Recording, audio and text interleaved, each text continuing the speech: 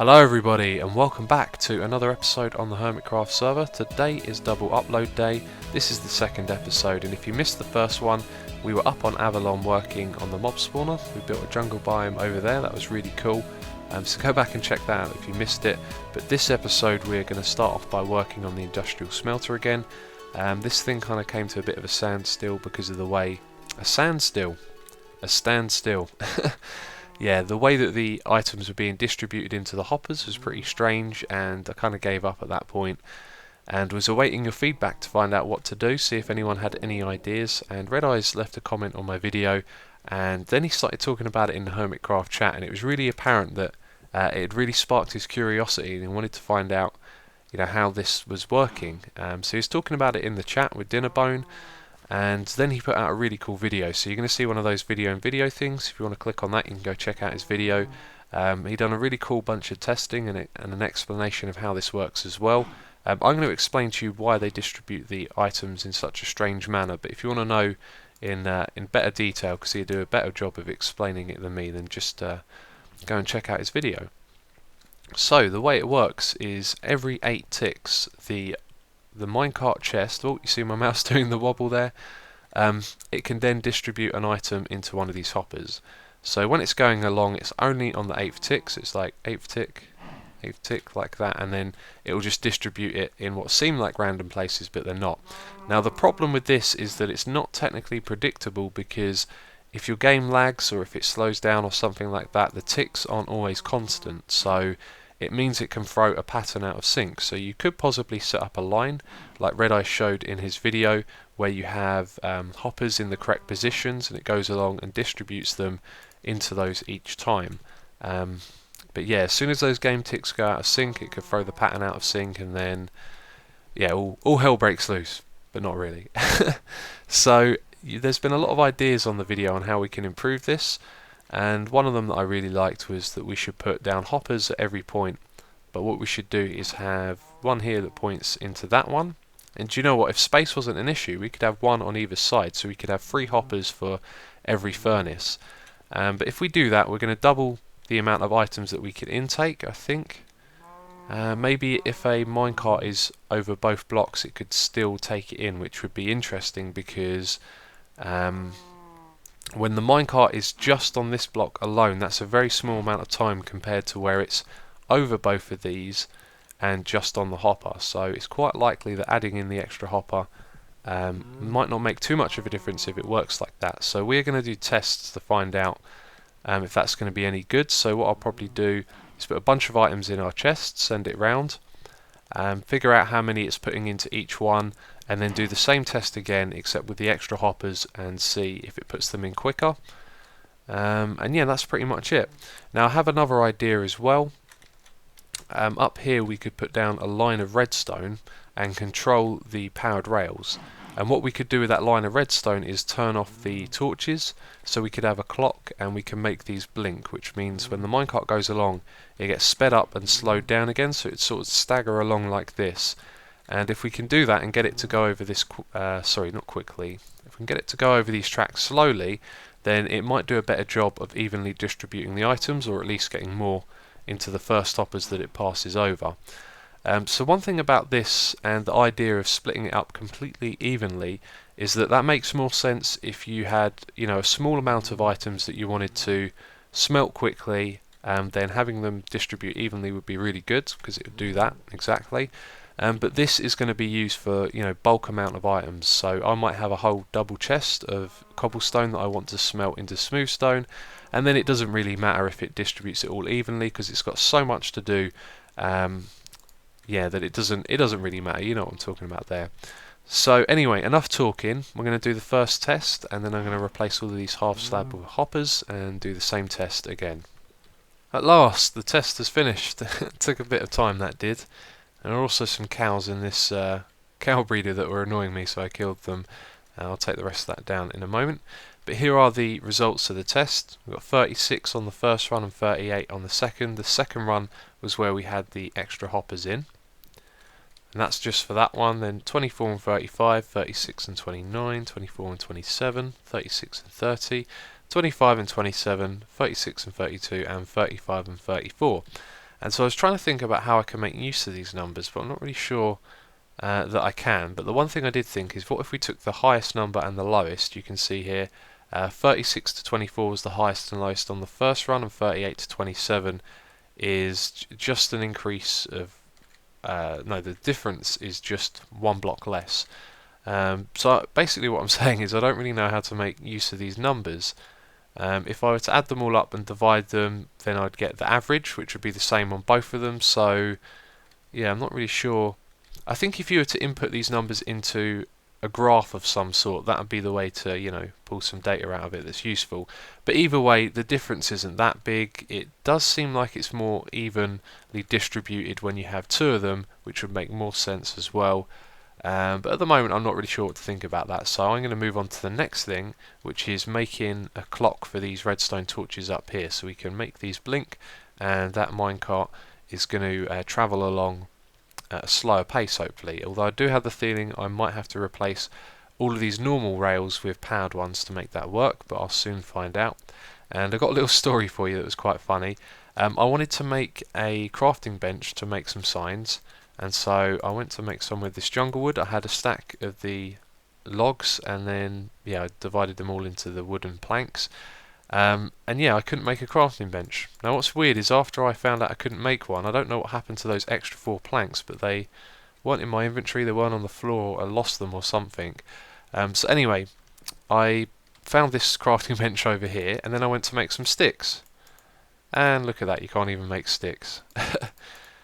And I was trying to make a lever, and I found some sticks in that chest over there, and then I was like, oh, I need some cobblestone now, so I was looking around for cobblestone, and of course I'm down here with all this stone, and there's wood down here as well, so I can grab some of this, and I think this is going to work. I reckon it's a bug with the other wood types that you can't craft with them.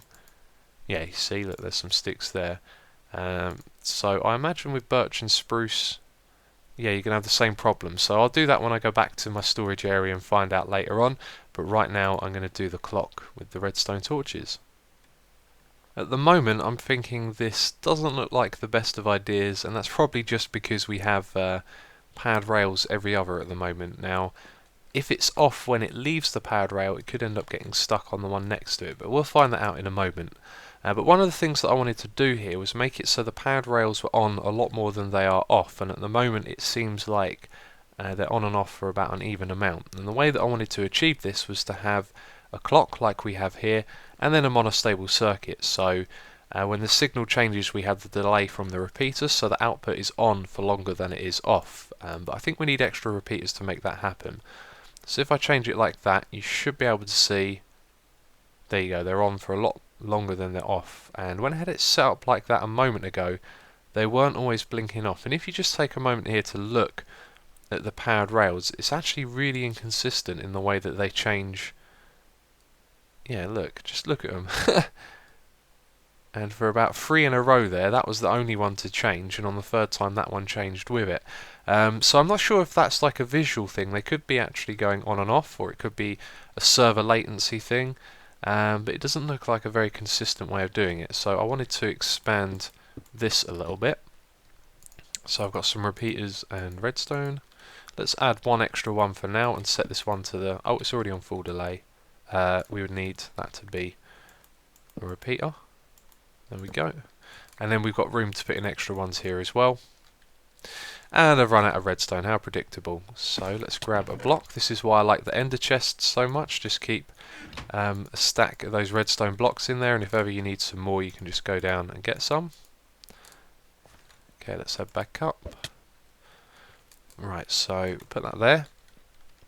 And now we should have a much bigger delay, and it appears to be maybe not so consistent. Look at that, I can see that one there keeps staying on. And the way they blink is not good. Let's try it with a bigger off delay. Okay, that looks a lot more consistent. Although when I turned, do you know, it was right as I turned that it...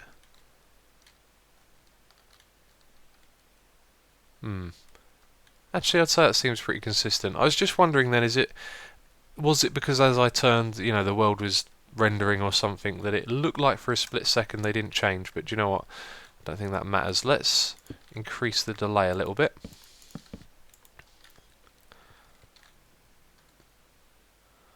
Yeah, I don't think that's going to be right. I think what we need to do is get one that's quite fast and consistent. Oh, that one was on a slower setting than I realised. I'm really not sure. I can't make up my mind, but I think the best thing to do is just do some tests now that we've got this set up, and we'll see what happens. And also, I think I've found the way to make good use of these numbers, but right now I can't remember it. If I give myself a moment to think, I'll remember what it is I thought of. So the maths behind this is actually really good. I remembered what I wanted to do, and then I crunched the numbers, and I think this is a real good indicator of what we want to find out, which is how evenly these two different tests distributed the items. So what we do is we take the total amount of items that we're distributing and we divide it by the amount of destinations. So that's 252 blocks in total, and the average when divided by 8, which is the amount of furnaces that we have, is 31.5. And I know what you're thinking, you can't have half a block, but if we were to change the total amount of blocks we were doing in this test, it wouldn't change the maths that we're using. So if we put in enough that when we divided it by 8 we would get an even amount of items each time, then the maths would be the same. So it doesn't matter that there's a decimal place or a half block in there. Okay, so then what we do is we take that number, which is 31.5, and we look at the numbers we have on each of our tests and we add up the difference. So even if it's lower or it's higher, we take that number and we add it to a score. So for example, if this one got 1 item and this one got 61 and the average was 31, then there would be 30 blocks between each of them, and that would be a total score of 60, which would show you, like, the higher the number, the worse the system is. So if we got 32 in that one and 30 in that one, it'd be 1 for each, and then the score would be 2, and so that would show you that you're distributing them well. So this one was 45, and that one, sorry, that one was 4.5, the difference between the two numbers, and this one was 7.5, and 7.5 was actually the highest, and on the second test the highest was 6.5. So anyway, the total amount for the first test, when added up the differences between the numbers they got and that average of 31.5, was 45, and on the second test the average was 26. So there's a difference of 21 there, which shows that the second test we did had a better distribution system.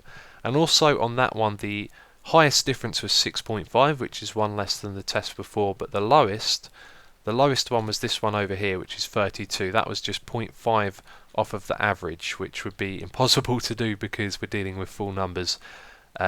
But yeah, you can see the point that I'm making there. So it's clear that the extra hoppers made a difference, and I reckon if you were to put a third hopper in, it would be better even more so. And you could even go as far as to spread these furnaces out further and further and have like 4 or 5 hoppers linking up together, and you'd probably get a more even distribution system. But I think this one is good for now. I might do a test in creative mode or something like that to see what it's like with 3 or 4 added, but what we're going to do now is move on to our blinking powered rails. Well, testing on a server doesn't really feel like the best environment. These aren't blinking at a consistent rate, and a moment ago the minecart appeared here and then it whizzed all the way down to there because of lag and things like that. But the first time I done this test, this was set to the last delay and it actually stopped on its first time going around, so I gave it a nudge and it stopped again, and look at that. Now I can't tell if that was lag, but it looks like what it might have done is as it came up here, this bit turned off right at the wrong time. Do you know what, I'm just seeing so many things that could go wrong with this. If we were to take away all the regular rails and put down powered rails, then I don't know, the same thing could still happen, because when it comes up this hill here, it might come up right at the time that this blinks for a second, and I think if you wanted to stop that having a, causing problems, you'd need to have this level the whole way around. So I'm not sure if it seems like a good system, but what we'll do is we'll finish the test and then we'll test it again with powered rails going the whole way along, and then we'll let the numbers do the talking. Okay, I've finished my testing and I think I might do one more because the results were surprisingly obscure. The first test was terrible, and when we had it so that there was a powered rail every other block or on top of the hoppers, I have done that so many times when trying to record today, fall into this hole.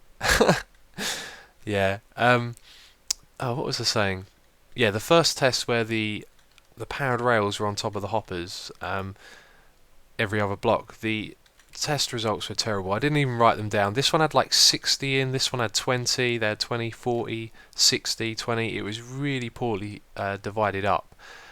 So I didn't even write down the results for that, and then I thought, do you know what, I'll just do this in case it is better. And it turned out that this test that we done just now with powered rails going all the way across and our clock up there blinking every so often turned out to be really good.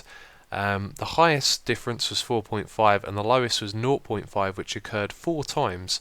So 4 of these were basically evenly distributed to, and its total score was 15. So the lower the score, the better.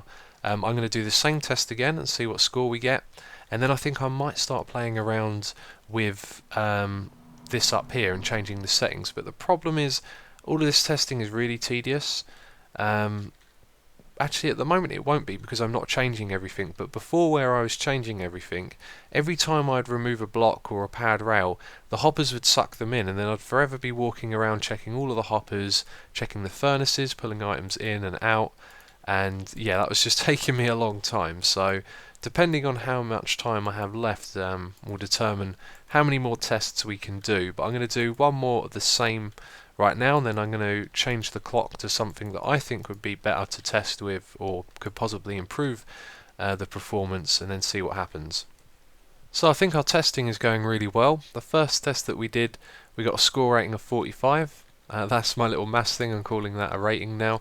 And then when we added the extra hoppers, it went down to 26. The blinking powered rails took it down to 15, and since then the average score has been 20, which is not quite as good, but it's definitely better than having normal rails. So the blinking ones do seem to be better. I haven't got around to changing the timer just yet. There's actually some performance issues with the server at the moment, and it keeps going down, which is really annoying because it's consuming a lot of time.